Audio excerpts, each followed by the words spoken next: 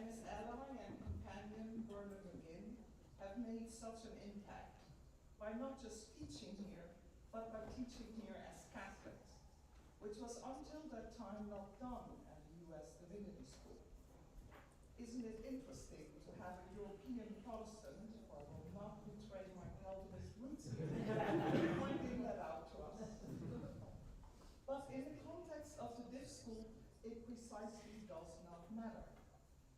That is why I can, and frankly want to, make you feel welcome on behalf of the Dean of the Divinity School, James Robinson, of the History of Judaism, in the back, sitting there, as div schools have changed. Going from largely Protestant operations and spanning the gamut of Protestant thought to much wider operations, and hiding, but increasingly now also showing the history of Judaism, for James Robinson, and the history of Hinduism, for Wendy Doniger, currently represented by at least 2 faculty members, Sarah Pierce-Taylor and Anand Venkat-Krishnan. Of course, I want to thank also Lumen Christi Institute, the Catholic part, and Danny Wasserman and Michael Le Chevalier, who have made broadcasting this session possible. And we hope it will be possible because there have been some problems, which is why we're slightly delayed. Welcome, therefore, in the midst of the div school and in the midst of the conversation we're going to have today about the volume that was recently published by Barnabas Palfrey and Andreas Telser in honor of David Tracy by Cambridge University Press. Its full title is Beyond the Analogical Imagination, the Theological and Cultural Vision of David Tracy. I've been honored to have the final word on David, a word on which there's no going back for me, as there is none from David, although we may hear otherwise from him this afternoon.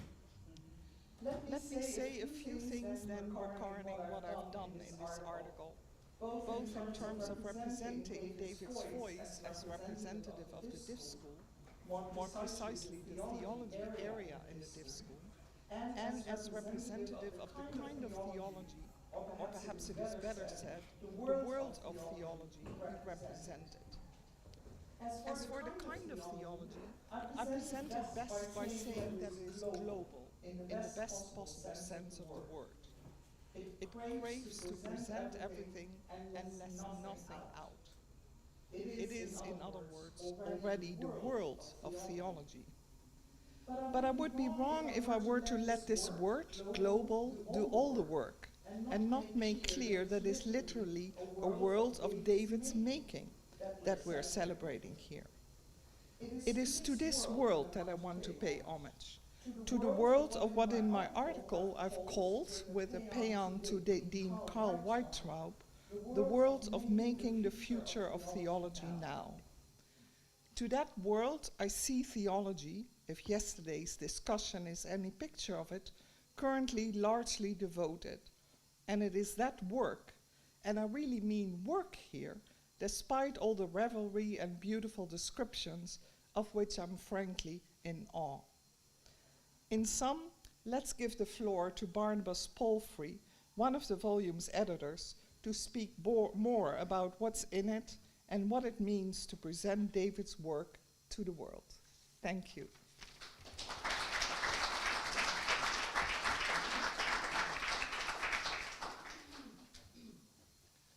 Thank you very much, Professor Otten Willeman.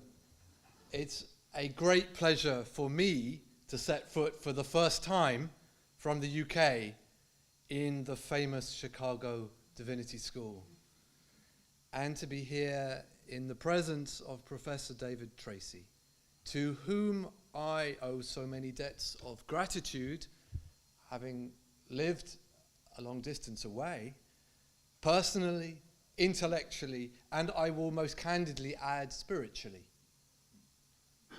Shortly, we will watch 5 minutes of video clips from the contributors to the volume, from 8 countries, 4 continents, 6 different mother tongues, all experts in David's work. The video will indicate something, I hope, of the particular contents of the individual chapters. This feels a bit like this might be a new book launch genre, so we will see how it lands. One crucial contributor who is neither here in Chicago nor on the video, however, is Andreas Telser from Austria, co-editor with me. The book is actually Andreas's baby, since his generous invitation to me 6 years ago to join him on the project, which was at that point a glint in his eye. There is a crack in everything, and in a period of ill health at the wrong time has prevented Andreas from contributing his own chapter to the book. But his generous, wise, and unstinting presence and commitment is everywhere in the shaping of the book, and up to including this event today. He will be watching us from Austria. I have happy memories of a super conference in Vienna on the way of this book, to which several contributors were able to attend. I think we have about 5 or 6 contributors to the book in the room here, along with David Tracy in Vienna. And I've also had the joy of discovering Andreas' friendship. Another contributor whom you won't see in the video, but who of course lies at the very heart of this book in myriad ways, is Professor Tracy himself. We're hugely thankful to David, as well as to Boston College, to have been able to include in the volume not only Tracy's generous reflections on the essays, but also the edited text of his previously unpublished Boston College Candlemas lecture of 2021 on naming God. I think we can say that this is now Tracy's most succinctly gathered statement in print on his metaphysics of the infinite for the naming of God, which theme has emerged as so important in his work over the past decade and a half. In a moment, I will say a few very brief words about the purpose and structure of the book before we go to the video, but there's one other person for me to highlight without whose wisdom and enthusiasm this book would not have appeared, or at least not have achieved as much as we think it has. This is Alex Wright, the head of Humanities at Cambridge University Press, and a theologian in his own right. Alex's enthusiasm for drawing renewed attention to David Tracy's work through this book was cemented when he met Andreas and me in Salisbury in the UK in 2018 on the occasion of David Tracy giving a public lecture there. Andreas and I hope that he will be pleased with this baby also. The purpose of this book, very briefly, is on the one hand to introduce and to reintroduce key ideas in Tracy's work, including his more recent work, to new or renewed theological readership, some of whom may perhaps know or only know of his most famous works from the 1970s and 1980s, especially the Analogical Imagination. Meanwhile, on the other hand, crucially, the book also exhibits these several theologians from different places in the world making their own constructive use of Tracy and of the ideas in Tracy that they interpret, showing the fruits of their engagement with Tracy in their work today. David Tracy's generous and ever-expanding conversations don't inscribe others into a Tracean circle, I believe, but rather encourage and enable fruits in others. And an additional purpose for Beyond the Analogical Imagination emerged too in 2020 with the publication by the University of Chicago Press of 2 major volumes of essays, many of these quite recent, selected, edited, and introduced by Tracy himself. We hope that the effect of this book, our volume, will be to send readers to fragments and filaments, as well as to Tracy's other texts. Finally, a very brief word on the structure of the organization of the book. Prior to David's 2 contributions and Professor Otten's concluding chapter, 9 essays each examine one key theme or idea in David Tracy's work. And they're grouped into 3 sections of 3 essays under 3 section headings: theology and culture, public and beyond, church and world. Our claim as editors is that the essays in each section can be read cumulatively in relation to each other, as can the succession of the 3 sections themselves. So now over to the contributors for them to tell you what they think they've written in their essays.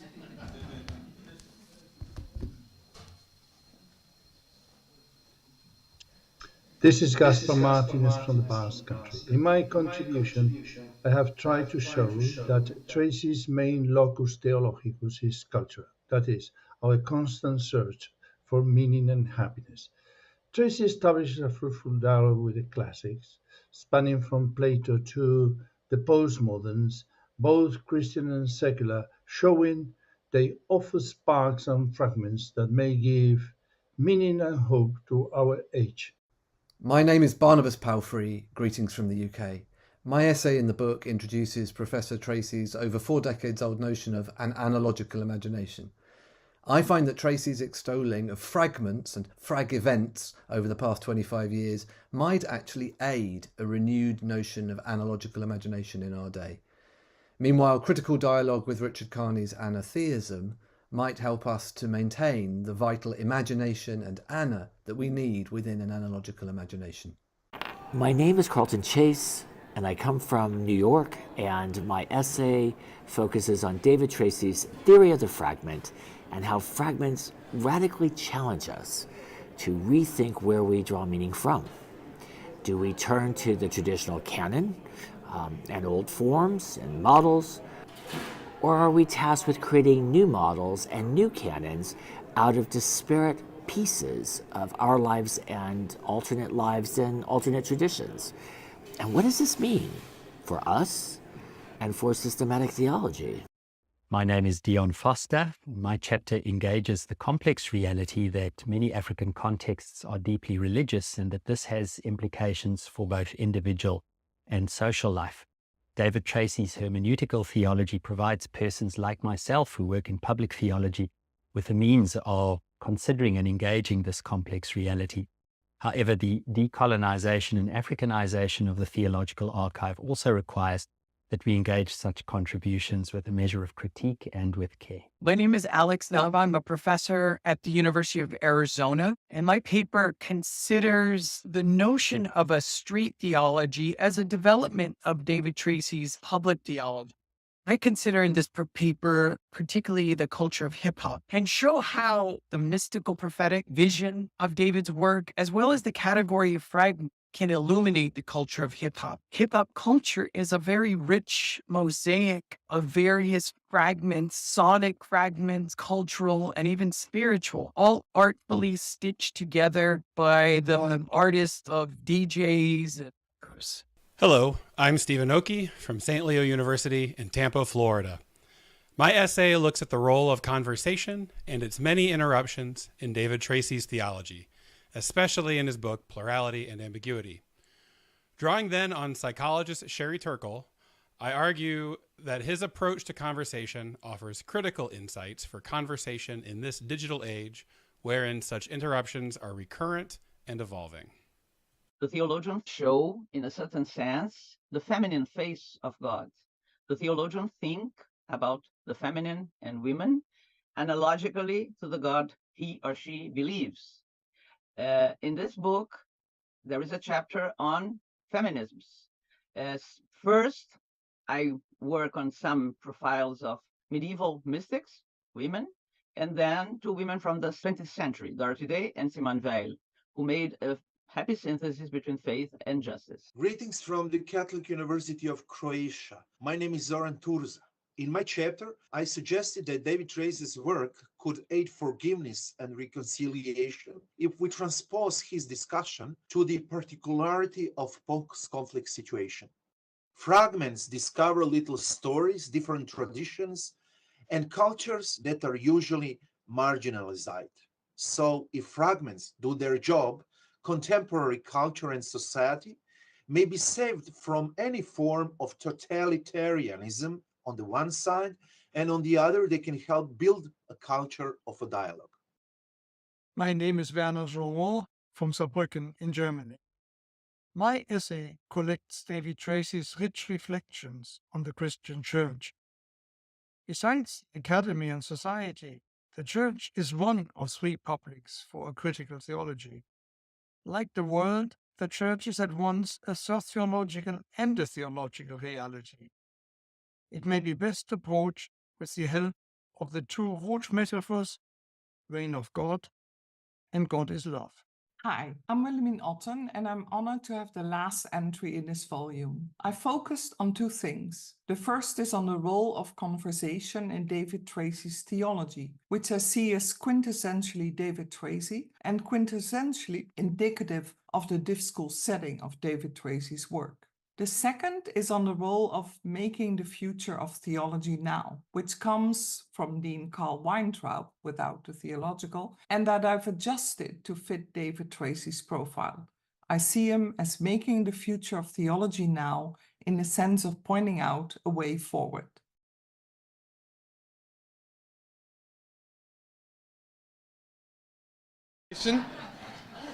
Which is also repeated here. There we are. Yeah, we'll see if it catches on. And now I would love to, my great pleasure and honor, to ask John McCarthy to come from the University of Loyola Chicago to come and give his critical appreciation, a longtime friend and reader, critical reader of David.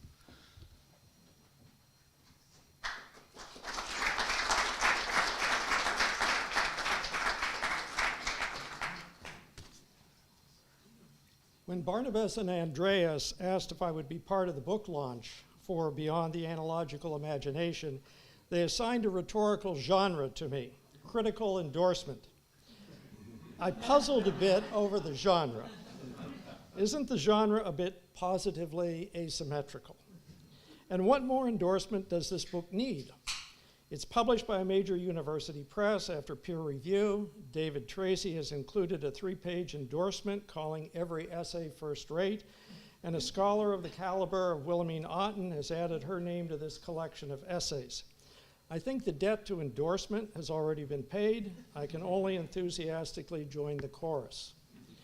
The rest of my time I want to give to the critical side of the genre. The title of the volume, Beyond, Not After the Analogical Imagination, suggests the underlying assumption that the analogical imagination, hereafter AI, and the work of Professor Tracy since then, has as one of its characteristics a surplus of meaning, of implications, of potential contexts and connections. This establishes a first critical criterion. If an article only restates what Professor Tracy's position on a select issue or figure is, without creatively and seriously engaging various forms of surplus, then it would be better simply to reread fragments and filaments and analogical imagination. But it hardly needs to be said that each of the articles far exceeds the criterion. Put another way, Beyond is not an introduction to Professor Tracy's work. It's an engagement with many of the recent topics that animate Professor Tracy's thinking. So the critical issue then becomes how to evaluate this engagement with the surplus of Professor Tracy's works. I will choose 3 out of the many themes that characterize Professor Tracy's theological thinking and see how the authors delve into the surplus of this thinking.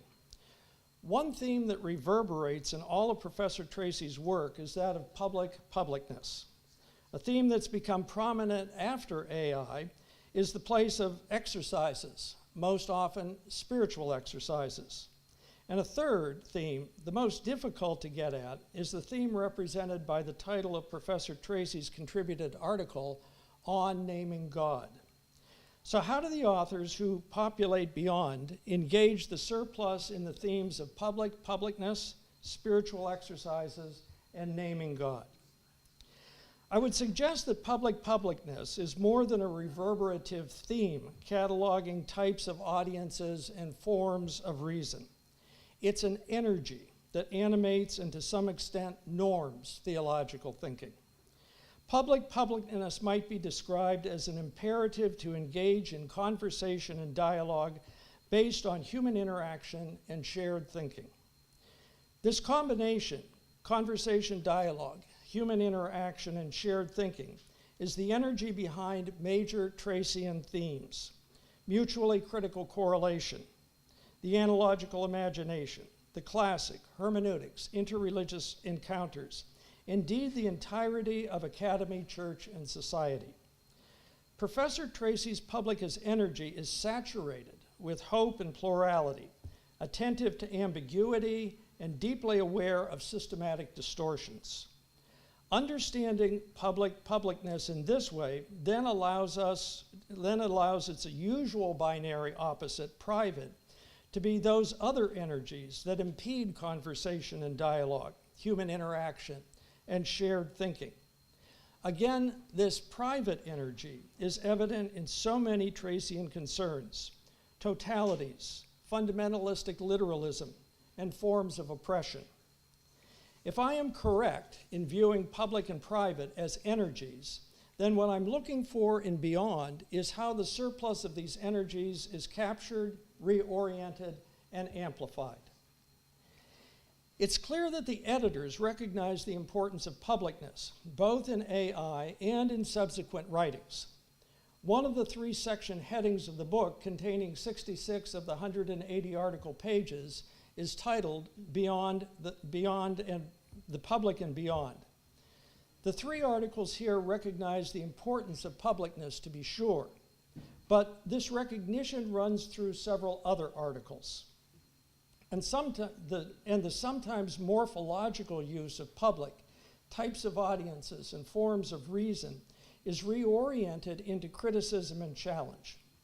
To the point, the category of the classic is seriously engaged when such an animating feature of Tracean Gadameryan thought is explicitly removed from the context of postmodernity in the Western Academy and put in conversation with post-colonialism. The classic is now understood by Dion Forster as frag event, and as such, a possible contribution to contemporary African theologies. Again to the point, although hip-hop is mentioned 4 times in Professor Tracy's filaments, I'm not aware of any references, let alone theological analyses of Childish Gambino's This Is America. So clearly this is an amplification of public as energy in the work of Alejandro Nava. And again to the point, if public and private energies are often confined to the analysis of the words we use in conversation, this assumption is rethought when Stephen Oakey considers the often silent structuring of communication now in a digital world, where certain forms of advancing technologies and the social platforms they create not only call for critical awareness, but challenge theology to make a public and not only speak to a public. Oakey's work suggests consideration of public-privateness not only within a defense of that poor, wizened theology that can demonstrate the right incapacity to speak to the public, but that somewhere in the discussion of public, we need to consider what a public could possibly want from theological thinking today. 2 essays address Oakey's implied challenge: Maria Clara Bingamer's work on the place of liberation in the double impoverishment of women, and an article, which I think is a signal contribution within Beyond, Zoran Terz's Theological Dialogue Amidst Anger and Pain, Croatia.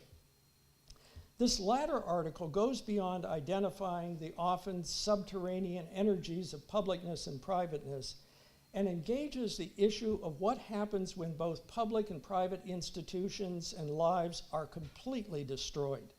In a word, when there's war, the annihilation, devastation, and obliteration of public and private. Here I think tragedy becomes a weak word. It is in Terz's article that the publics and privates which have shattered any possibility of dialogue, human interaction, and shared thinking meet with the seeming impossibility of forgiveness and/or reconciliation. The article goes far beyond public as an opportunity for morphological analysis, to the very energy needed to conceive the possibility of public ever again. Here, publicness becomes the possibly impossible hope of communication, interaction, and thinking after, and links this consideration of public with the always unnoticed condition of possibility, forgiveness. While certainly love, suffering, tragedy, hope, and the limits of dialogue are part of Professor Tracy's thinking, forgiveness, not as forgetting or just getting on with it or any other substitute, but as a strong word, seems silenced in his work. Telser's work grafts forgiveness to Tracy's thinking. So my sense is that with the publicness, the criterion of various ways to explore the surplus has been thoroughly satisfied. So exercises. Exercises, most often but not always spiritual exercises, is less in energy and more theme in Tracyan thought. It occurs in 2 articles in fragments and in 5 articles in filaments. In Professor Tracy's work, this theme has generally been part of 3 aspects of his thought. 1, the regular criticism of theology separated from spirituality. 2, the consequent question of what kind of spiritual exercises we should do if we're supposed to do theology today. And 3, the turn to selected historical and contemporary figures and their interpreted lives as a guide to getting at that aspect. The conjunction of spirituality, formation, and exemplary lives is, in my estimation, one of the more noticeable developments within Professor Tracy's thought since AI. If I'm correct in noting this, then I go back to my criteria of engagement of the surplus to provide a critical response. Do the articles not only recognize the importance of the theology-spirituality twinning and the role of spiritual exercises, but do they provide examples? In essence, exercises in exercises. Exercises, including spiritual exercises, have an imperative quality to them, a should-do side, often coupled with practice, repetition, and sequence to build skills. Do this set of exercises if you want the bone to heal correctly. Go to the Ignatian spiritual exercises if you want to develop a life in service to others. Go to Lonergan's insight exercises if you want to get beyond dime a dozen insights. Exercises follow imperatives. I would submit that most of the articles in this book are examples of, or the result of, some form of spiritual exercise. Most suggest a strong visual imperative. Look at, don't avert your eyes. So for Maria Clara Bingham-Ers, look at the poor, at the women in poverty, at the women mystics, Simone Weil and Dorothy Day. For Carlton Chase, look at the sharp edges of the fragments and frag events of our history and our current world, rather than the pastoral landscapes. For Dion Forrester, don't avert your eyes from the lasting impact of Western colonialism and the consequent systematic disregard of African thinkers. A variation on this look imperative takes the form of look to the side, not to avoid what's in front of you, but to see what you may not be aware of. Alejandro Nava, look to the mystic, prophetic aesthetic where you might not expect it, in hip-hop, Childish Gambino, and street theologies.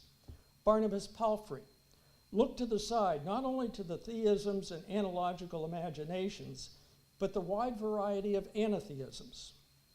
And yet another look imperative, Stephen Oakey, look underneath the conversation and discourse of nouns and verbs to the digital and technological platforms that have themselves become voices in the conversation.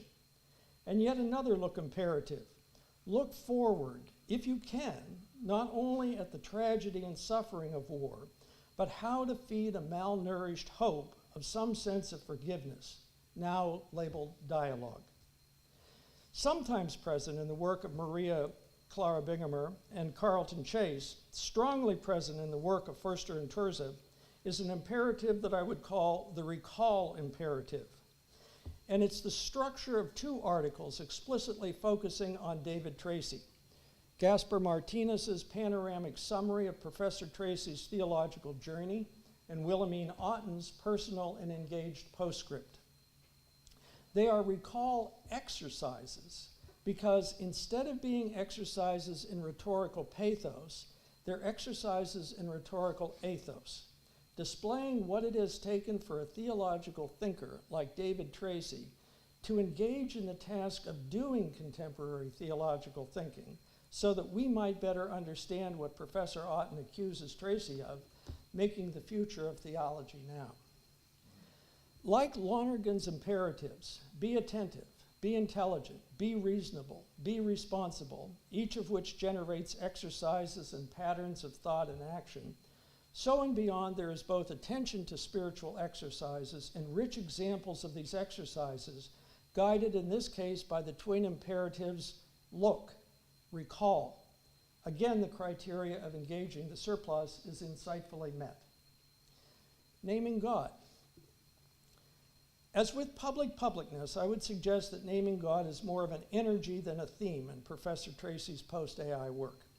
Indeed, it is a likely candidate for being the energy of his work. If naming God is understood as a capacious energy, then it's much more than selecting the right word or set of words to complete a sentence like, God is. In attempting to give voice to the focal concern of theological thinking, it's the summation of all of what goes into such thinking. Martinez and Otten have demonstrated what has gone into Professor Tracy's journey of naming God. Spiritual and intellectual exercises over a lifetime that have honed skills, faced limits, paid close attention to scholars, saints, and madmen and women, engaged spiritual and aesthetic traditions far afield from his comfort zone, invited and explored passions, emotions, dark areas of consciousness and unconsciousness. Naming God is far from, but inclusive of, an affair of language. It is a self-inquiry into recognizing idols, self-deception, social and historical distortions, finitudes, and hopes, just for a chance that there may be a glimmer somewhere of what we so desperately yearn for, some kind of good that might offer itself in love and forgiveness. It may or may not happen. Maybe to use one of Professor Tracy's more recent themes, naming God has all the disappointments, hopes, and uncertainties of a second coming. I submit that it is way too much to ask beyond to name God. But again, the issue here is delving into the surplus. The wonderful exercises, often spiritual exercises, that I've noted above have gone a long way in this direction. And the publicness has captured much of the energy that rides in the enterprises of thinking that naming God is worth so much effort over a lifetime. But here I think Barnabas diagnoses the impediment to further exploring Professor Tracy's energy of naming God. He notes the two important features of Professor Tracy's recent thinking are absent from this collection: an exploration of Professor Tracy's engagement with St. Augustine and an exploration of his Trinitarian Christology. I agree. Those surpluses would be essential to include if one were to go beyond AI on the energy of naming God. All the pointillist investigations, to use a descriptor from Wilhelmine Otten, even Professor Tracy's offering and beyond, as necessary as they are, and all the repetition of overburdened words, infinite, perfection, ineffable love, as important as they might be, are not in the end what naming God theologically is. Naming God itself names what we attend to and what we do when we do that attending. It is the I, we, you, he, she, it, they, hoping that our hope is directed by good. Any name of God is a contronym, its own undoing that leads to some unwarranted hope that somewhere, somehow, there is a frag event that is love, forgiveness. But it may be here that I'm being too hasty or confusing in my own understanding of the project of naming God with Professor Tracy's more hopeful project. And the witness to that likelihood is the most textually analytic article, that of Werner Jeanrod, an article that delves productively into the link between Professor Tracy's pairing of the task of naming God with a truly theological Christomorphic understanding of the Church in its essential relationship with all publics and what that would look like. Let me end with a variation on an idea suggested by Carlton Chase. The notion of collage as a way of expanding Professor Tracy's notion of fragment and frag event, focusing on edges. sometimes sharp edges, in making some sort of whole. I would suggest that if we were to continue with the rhetorical play with the letter F in fragments and filaments, and simultaneously pay attention to event edges, the work of Barnabas and Andreas might well be called folds, precisely because, like an amazing piece of origami, it continually takes the work of David Tracy and folds it into new and amazing shapes. Thank you, Barnabas and Andreas, for this gift of folds, and thank you, David, for giving us the basis to do this.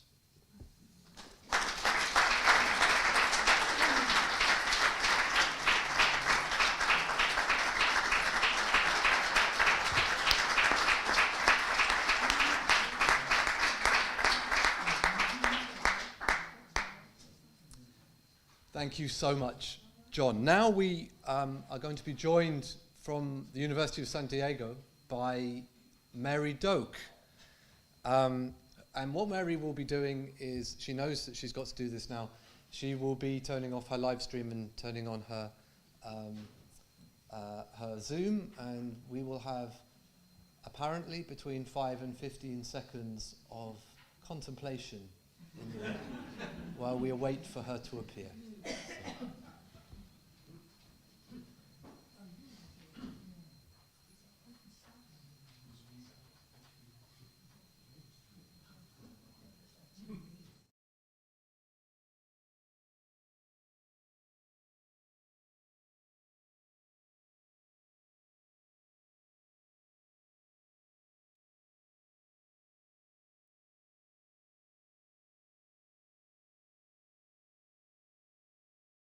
Hello, are we there? Hello?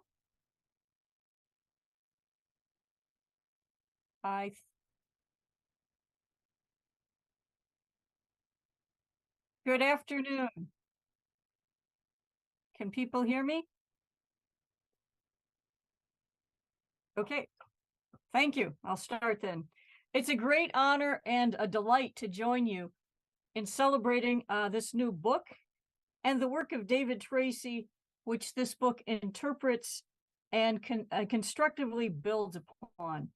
I'd also like to send my warmest regards to David and to other beloved mentors and friends that the camera has picked up for me are in the audience. I'd also like to thank the organizers of this event, tech people who are making it possible, and especially Andreas and Barnabas for inviting me to join you and share some brief reflections. As is well known to anyone who's had the pleasure of being exposed to David Tracy's capacious thought, David has always been committed to expanding our minds, our hearts, and our imaginations. For David Tracy, the work of thinking is never finished. Our questions are never all answered. There is always more to disrupt any closure. He challenges us to remain open, especially to the marginalized perspective, the excluded person, the devalued insight, and the forgotten tradition, the other, who interrupts our complacency and who might yet reveal, as Tracy so movingly wrote, possibilities that we have never dared to dream. Thus, even while theologians must attend to their cultural context, as Martinez's opening essay in this book underscores, Tracy has always called for a theology that refuses to be limited to the dominant views of its culture, just as much as it refuses to be satisfied with repeating past formulations of doctrines. Recording in progress. Instead, as Tracy's important clarifications of the method of mutually critical correlation make evident, theological reflection is always in via, always bringing deeper understandings of the Christian tradition into productive dialogue with new understandings of our human condition and vice versa. Given this emphasis on continual reinterpretations, striving for further insight, Tracy has strenuously resisted any interpretation of his work in theological method, including the analogical imagination, as the basis for a new final theological system. To forestall any possible closure in theology, Tracy emphasized the plurality and the ambiguity of all interpretations before more recently developing his thought on the fragments, the frag events that interrupt any totalizing system of thought that would insist on more of the same. The temptation of totalizing systems is powerful and pernicious, perhaps especially in the academy and in religion. As academics, we work so hard to develop expertise in an approach or to contribute a new insight. It's perhaps understandable that we are always tempted to absolutize our never more than relatively adequate conceptions and to settle down with a comfortable belief that our intellectual foundations at least are secure. And of course, religious traditions strive to provide guidance for people to live by. So the possibility of significant change to these systems of ultimate meaning can be more than a little threatening. Yet such closure not only refuses the new possibilities, the greater justice, the more adequate solutions we so deeply need. Such closure is idolatry when applied to the God who is excessive love, the God who, as the ancient Hebrews knew, is always beyond any and all of our best human conceptions. And David Tracy will not let us rest in any idolatrous view of the divine, any more than he will let us rest content with partial justice. Instead, he points us to the strong fragments that shatter our certainties and negate our systems, the frag events through which we might be open to glimpses of infinity. This emphasis on disrupting certainty and closure is a crucial contribution to our public life, especially at this polarized time when we so seldom genuinely encounter one another. What might happen if we were to truly hear each other in our differences, rather than hearing only our assumptions echoed by those who share them, reinforcing our belief that we have nothing to learn from those who disagree? As Forster in this book further argues in his critique of the Western dominance of public reason, what needs to be challenged is not only who is included in the conversation, but also who determines the topic and the structures of that conversation. And his adept metaphor, the task is not only to invite the excluded to join the table of discussion, but to disrupt the dominant configuration with a different kind of table, one not constructed by Euro-Americans. In too many ways, internationally and intranationally, dominant perspectives are continuing to function as totalizing systems of unjust exclusion, and they remain in need of shattering. Nevertheless, as important to public life as interrupting any and all complacent closure is, I am deeply concerned about an opposite extreme in our contemporary situation. This is the embrace of constant interruption and thorough fragmentation that may be more common and more impermeable today than totalizing meta-narratives. So many of our young seem to live in a world where there is nothing but fragments, nothing but constant interruption. This too, as far as I can see, is yet another totalizing system that precludes any real encounter or genuine alternative. Instead, there is only the present momentary experience continually offering new images, new memes, new things to desire and consume in an ever-shifting kaleidoscope of fragmentation. To engage an other, as Oki perceptively demonstrates in this volume, requires a degree of attention that such persistent fragmentation and distraction do not allow. It is not then only the totalizing certainty of a grand meta-narrative that excludes new voices and offers only more of the same.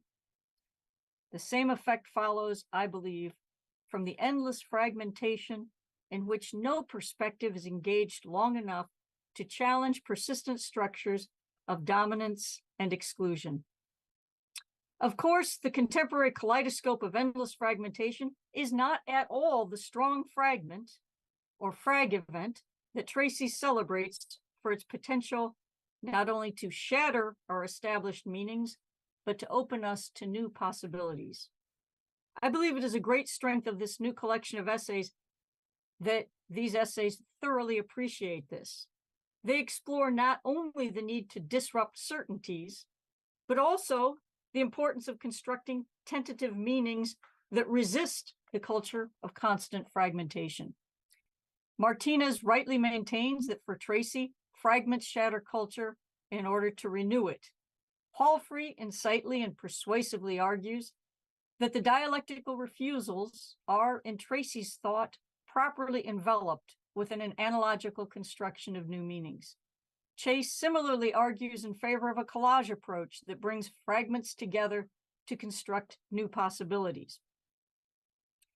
Indeed, all of the essays here explore the implications of Tracy's attention to fragments that shatter totalizing systems, not in order to celebrate an endless shattering, but in order to make room for new meanings in, through, and beyond the fragmentation.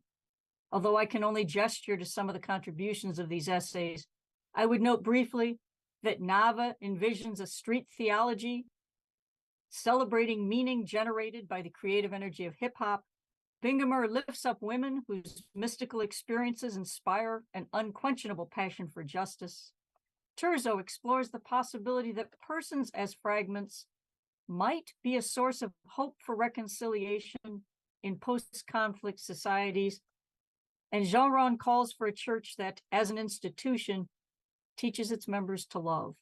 In each of these cases, the disruption or fragment opens spaces for a new, liberating possibility. The essays in this book thus recognize and embody the deeply Catholic spirit of Tracy's thought and its commitment to the both and rather than the either or so dominant in our polarized society and world. Tracy has always insisted on argument and conversation, on dialectic and analogy, on fragment and renewal. Such a both-and approach, I submit, is our best hope for disrupting current power relations, whether they are supported by totalizing systems of certainty or by totalizing systems of endless fragmentation. Thank you so much for this important work that builds on the hope in Tracy's still analogical, if now also fragmented, imagination. And thank you so much, David, for the work that has inspired so many of us.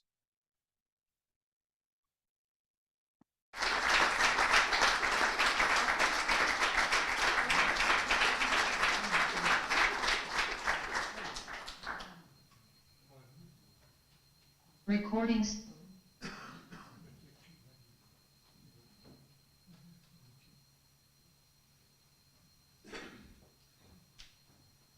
And so that brings to a conclusion our thank you so much for being here. Thank you so much to the Chicago Divinity School. Thank you so much to the Lumen Christi Institute, without whom none of the broadcast. Thank you so much to people who are still listening on the YouTube live stream.